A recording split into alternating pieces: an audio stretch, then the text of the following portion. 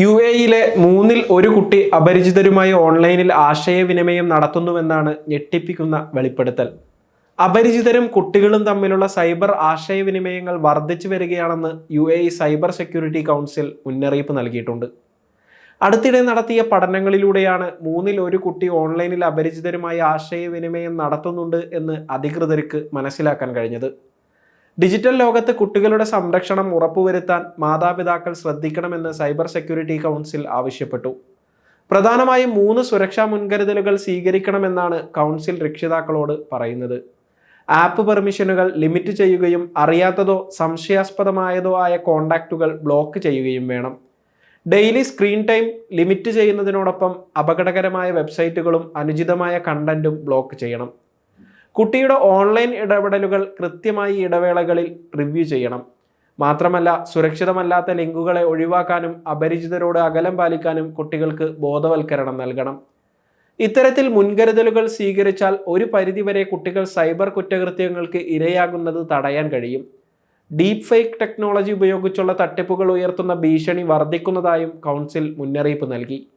യഥാർത്ഥമായ കണ്ടന്റിൽ നിന്ന് യാതൊരു വ്യത്യാസവും തോന്നാത്ത തരത്തിലുള്ള വ്യാജ വീഡിയോകൾ AI ടൂളുകൾ ഉപയോഗിച്ച് നിർമ്മിക്കപ്പെടുന്നു എന്നാണ് സൈബർ സെക്യൂരിറ്റി കൗൺസിൽ പറയുന്നത്. ഇത്തരം തട്ടിപ്പുകൾക്ക് കുട്ടികൾ ഇരയാകാനുള്ള സാധ്യത ഏറെയാണ്. ഇതുവഴി വ്യക്തിഗത വിവരങ്ങൾ തട്ടിയെടുക്കുന്നതിനും പിന്നീട് ബ്ലാക്ക്മെയിൽ ചെയ്യുന്നതിനുമെല്ലാം തട്ടിപ്പു സംഘം തയ്യാറാകും. ഇത്തരത്തിലുള്ള വ്യാജ വീഡിയോകൾ എങ്ങനെ തിരിച്ചറിയാനാകുമെന്ന കാര്യം കുട്ടികളെ പറഞ്ഞ് മനസ്സിലാക്കണം. ഇലക്ട്രോണിക് ഉപകരണങ്ങൾ സുരക്ഷിതമായി ഉപയോഗിക്കുന്നതിനെക്കുറിച്ച് കുട്ടികൾക്കിടയിൽ ബോധവൽക്കരണം ആവശ്യമാണെന്ന് അബുദാബി പോലീസും അടുത്തിടെ വ്യക്തമാക്കിയിരുന്നു. വിശ്വാസയോഗ്യമല്ലാത്ത വെബ്സൈറ്റുകളിൽ നിന്ന് ഇലക്ട്രോണിക് ഗെയിമുകൾ വാങ്ങുന്നത് ഒഴിവാക്കണമെന്ന് പോലീസ് രക്ഷിതാക്കളോട് അഭ്യർത്ഥിച്ചു. സൈബർ സുരക്ഷ ഉറപ്പുവരുത്തിയില്ലെങ്കിൽ തട്ടിപ്പു സംഘം കുട്ടികളെ ഭീഷണിപ്പെടുത്താനും ബ്ലാക്ക്മെയിൽ ചെയ്യാനുമുള്ള സാധ്യത ഏറെയാണ്. ഇത് അവരെ മാനസികമായി ഏറെ ബാധിക്കുമെന്ന് ഷെയ്ഖ് ഷക്ബൂത്ത് മെഡിക്കൽ സിറ്റിയിലെ ക്ലിനിക്കൽ സൈക്കോളജിസ്റ്റായ അസീസ അൽ മഗ്യൂലി പറയുന്നു. കുട്ടികളുടെ സാമൂഹിക ബന്ധങ്ങളെയും ക്ഷേമത്തെയും സൈബർ ബുള്ളിയിങ് ദോഷകരമായി ബാധിക്കും.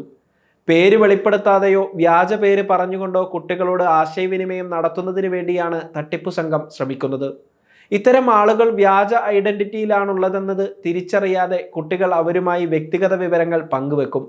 തങ്ങളുടെ വ്യക്തിഗത വിവരങ്ങൾ അപരിചിതരുമായി പങ്കുവെക്കരുത് എന്ന കാര്യം കുട്ടികൾക്ക് അറിഞ്ഞിരിക്കണമെന്നില്ല. അതുകൊണ്ട് തന്നെ കൃത്യമായ ബോധവൽക്കരണം ആവശ്യമാണെന്ന് സൈബർ സുരക്ഷാ കൗൺസിൽ വ്യക്തമാക്കി. ബോധവൽക്കരണം നടത്തുന്നതിനൊപ്പം അവരുടെ ഇടപെടലുകളെ നിരീക്ഷിക്കണം. മാത്രമല്ല, കുട്ടികൾക്ക് തുറന്നു സംസാരിക്കുന്നതിനുള്ള അന്തരീക്ഷം ഒരുക്കണം. ഇത്തരം അന്തരീക്ഷമുണ്ടായാൽ അവർക്ക് ഓൺലൈൻ ലോകത്തെ അനുഭവങ്ങൾ രക്ഷിതാക്കളുമായി പങ്കുവെക്കാൻ കഴിയും. ശ്രദ്ധിക്കേണ്ട മറ്റൊരു കാര്യം കുട്ടികൾ ഉപയോഗിക്കുന്ന ആപ്പുകളുടെ പ്രൈവസി ക്രമീകരണം പ്രൈവറ്റാക്കി സൂക്ഷിക്കുക എന്നതാണ്.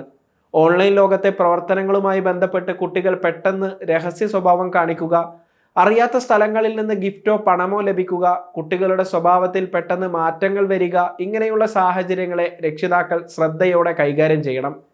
ഏതെങ്കിലും തരത്തിൽ വലിയ പ്രശ്നങ്ങൾ നേരിടുന്ന സാഹചര്യമുണ്ടായാൽ സൈബർ കുറ്റകൃത്യങ്ങൾ കൈകാര്യം ചെയ്യുന്ന അധികൃതരുമായി ബന്ധപ്പെടാവുന്നതാണ്. അമൻ പ്ലാറ്റ്ഫോം വഴിയോ aman@adpolice.gov.ae എന്ന ഇമെയിൽ വഴിയോ ഇത്തരം കുറ്റകൃത്യങ്ങൾ റിപ്പോർട്ട് ചെയ്യണമെന്ന് അബുദാബി പോലീസ് ആവശ്യപ്പെട്ടു.